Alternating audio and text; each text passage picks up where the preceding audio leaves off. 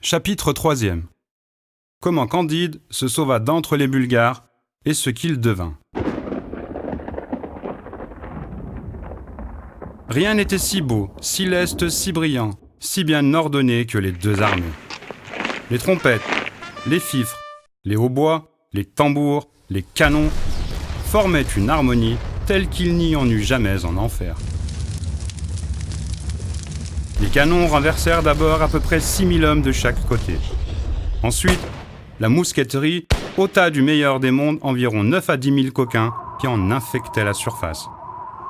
La baïonnette fut aussi la raison suffisante de la mort de quelques milliers d'hommes.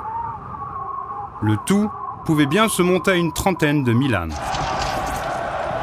Candide, qui tremblait comme un philosophe, se cacha du mieux qu'il put pendant cette boucherie héroïque.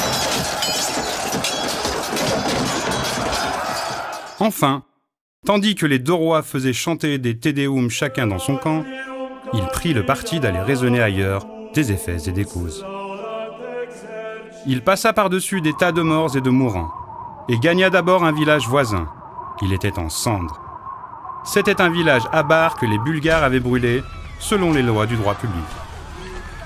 Ici, des vieillards criblés de coups regardaient mourir leurs femmes égorgées, qui tenaient leurs enfants à leurs mamelles sanglantes.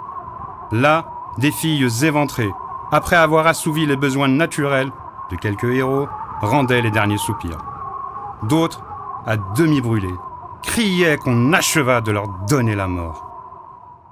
Des cervelles étaient répandues sur la terre à côté de bras et de jambes coupés.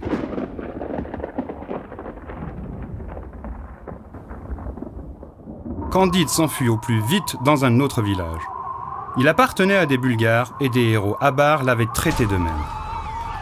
Candide, toujours marchant sur des membres palpitants ou à travers des ruines, arriva enfin hors du théâtre de la guerre, portant quelques petites provisions dans son bissac et n'oubliant jamais Mademoiselle Cunégonde.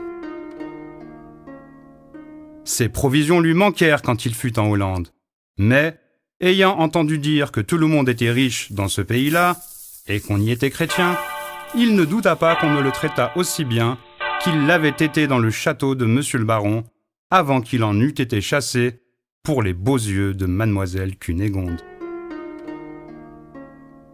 Extrait du chapitre 3 de Candide, Voltaire, les classiques du bac.